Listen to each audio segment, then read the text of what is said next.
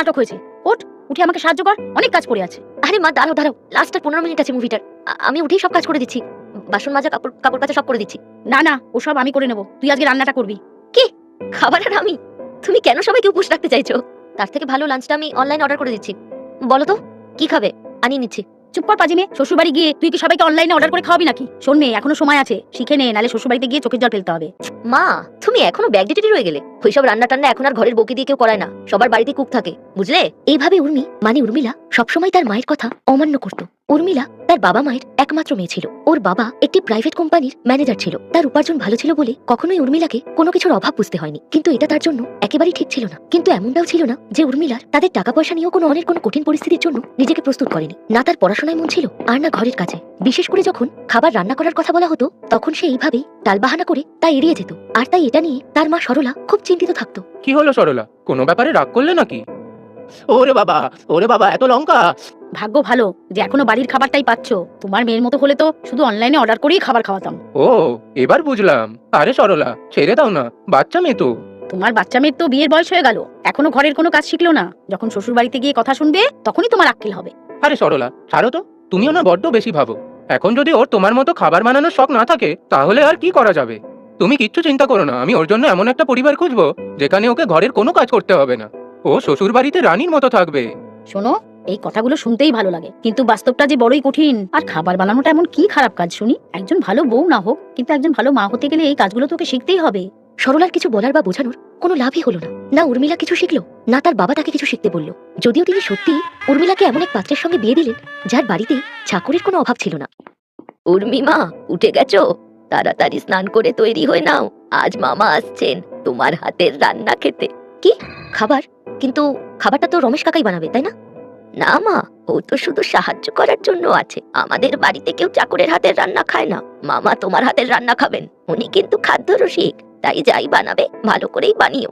এই বলে উর্মিলার শাশুড়ি সেখান থেকে চলে গেলেন। আর উর্মিলার মাথা ঘুরতে লাগলো। ও তো নিজের বাপের বাড়িতে চা পর্যন্ত বানায়নি, সেখানে শ্বশুর বাড়িতে এসে আজ ওকে সমস্ত রান্নাই করতে হতো। উর্মিলা যখন কিছুই বুঝে উঠতে পারছিল না, তখন সে তার স্বামী কুণালের সঙ্গে কথা বলতে গেল। এটা তুমি কি বলছো? তুমি একদমই খাবার বানাতে জানো না? হ্যাঁ, কিন্তু তুমি এত অবাক হচ্ছ কেন? আমি তো বিয়ের সময় তোমায় বলে দিয়েছিলাম। আরে কিন্তু তুমি তো বলেছিলে তোমার খাবার বানাতে ভালো লাগে না, কিন্তু এর মানে কি এই যে তুমি একদমই খাবার বানাতে জানো না? কিন্তু যখন তোমাদের বাড়িতে চাকর আছে, তাহলে আমাকে দিয়ে রান্না করাবে কেন? কেননা তুমি এই ঘরের বউ, আর আমাদের বাড়িতে কাজের লোকের রান্না কেউ খায় না। তাহলে চাকর রেখেছো কেন? দেখানোর জন্য? বলো। উর্মি, কথা বলার একই ধরন। ভাগ্যি সেখানে শুধু আমি আছি। দেখো, তুমি যা খুশি ভাবতে পারো, কিন্তু খাবার বানানো তো তোমাকে শিখতেই হবে, আর সেটাও খুব তাড়াতাড়ি। এত কিছু হয়ে যাওয়ার পরেও উর্মিলা কোনোভাবেই নিজেকে বদলানোর চেষ্টা করলো না। বরং সে তো এই সমস্যা সমাধানের জন্য অন্য একটি পথ বেছে নিয়েছিল। কাকা, আমি তোমাকে প্রত্যেক মাসে তোমার মাইনে ছাড়াও আলাদা টাকা দেবো। শুধু তোমাকে রোজ খাবারটা রান্না করে দিতে হবে, আর সবার যাতে মনে হয় যে আমি খাবার বানিয়েছি, ঠিক আছে? উর্মিলার এই বুদ্ধি কিছুদিন কাজ করলেও একদিন তা ফাঁসি হয়ে গেল। আর তারপর যা ঘটলো তা উর্মিলা স্বপ্নেও কখনো ভাবতে পারেনি। এই সব করতে একটুও লজ্জা হলো না তোমার? রান্না করতে পারো না, শেখাও তো যেতে পারে, আমি শিখিয়ে দিতাম। মিথ্যে বললে কেন মা? মিথ্যে তো আমি না, আপনারা বলেছেন। বিয়ের আগে আপনারা বলেননি কেন যে আপনাদের ঘরের বউ চাই না, ফ্রিতে একজন চাকর চাই? উর্মি, চুপ করো। তোমার সাহস কি করে হলো মার সাথে এরকম ভাবে কথা বলার? কোথায় তুমি অন্যায়ের ক্ষমা চাইবে, তা না করে উল্টে তর্ক করছো? হ্যাঁ, ভুলটা তো আমারই হয়েছে যে বিনা যাচাই করে বিয়েটা করে ফেলেছি। আচ্ছা, তবে তোমার এই মনে হয়? ঠিক আছে, যাও। তবে আমি তোমাকে তোমার ভুল শুধরানোর একটা সুযোগ দিলাম। যাও, তুমি আজকেই তোমার বাপের বাড়ি চলে যাও। সে আমি চলেই যাব, তার জন্য আমার কারোর পারমিশন লাগবে না, বুঝেছো? উর্মিলা রেগে তার শ্বশুর বাড়ি ছেড়ে বাপের বাড়িতে চলে এলো। ওর মাকে অনেক বোঝানোর চেষ্টা করলেও ও কিছুতেই তা বুঝতে চাইছিল না। ও এটা আশা করেছিল যে ওর বাবা ওর জন্য কিছু না কিছু করবেই, কিন্তু সেরকমটা কিছুই হলো না। মারে, তোর মা ঠিক কথাই বলেছে।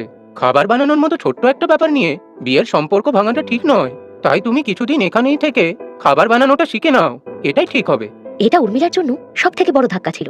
আর এখন ওর কাছে জেদ ছেড়ে রান্না করা শেখা ছাড়া আর কোনো রাস্তা ছিল না। আর তারপর আবার নিজের শ্বশুর বাড়িতে ফেরা। অবশেষে শত অনিচ্ছা সত্ত্বেও সে তার মায়ের কাছ থেকে রান্না করা শিখতে বাধ্য হলো। শুরুতে কাজটা বোঝা মনে হলেও ধীরে ধীরে ও রান্না করতে ভালোবাসতে লাগলো। আর তারপর কিছু মাস পর। আহা মা, কি সুন্দর খাবার বানালে, অপূর্ব। সত্যি বাবা? তার মানে এখন সব ঠিক হয়ে যাবে আর আমি আমার বাড়ি যেতে পারবো? বলো। উর্মিলার এই কথা শুনে ওর বাবার চোখে জল চলে এলো, আর উনি উর্মিলার মাথায় হাত রেখে বললেন, হ্যাঁ মা, তুমি চিন্তা করো না, আমি আজই জামাইয়ের সাথে কথা বলবো। খাবার খাওয়ার পর উর্মিলার বাবা উর্মিলার স্বামী কুণালকে ফোন করলো। আর উর্মিলাও সব ঠিক হয়ে যাবে ভেবে খুশি ছিল। ঠিক তখনই কি হয়েছে বাবা? কি বললো ওরা?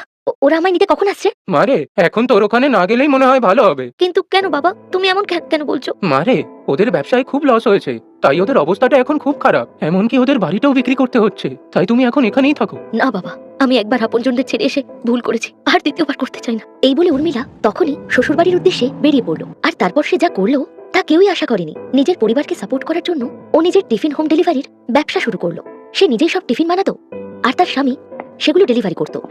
উর্মিলার এই ব্যবসাটি দ্রুত এগোতে লাগলো। ওর হাতের তৈরি টিফিন সবার প্রথম পছন্দ ছিল, আর এর সাথে সম্পর্কের সেই দূরত্বটাও কমে যেতে লাগলো। উর্মি, তুমি আমায় ক্ষমা করে দাও। আজকে তুমি না থাকলে এই খারাপ সময়টা আমরা কোনোভাবেই কাটিয়ে উঠতে পারতাম না। আমি তোমার সাথে অনেক অন্যায় করেছি। তুমি যে আমার বাড়ির লক্ষ্মী, তা আজ তুমি প্রমাণ করে দিলে গো।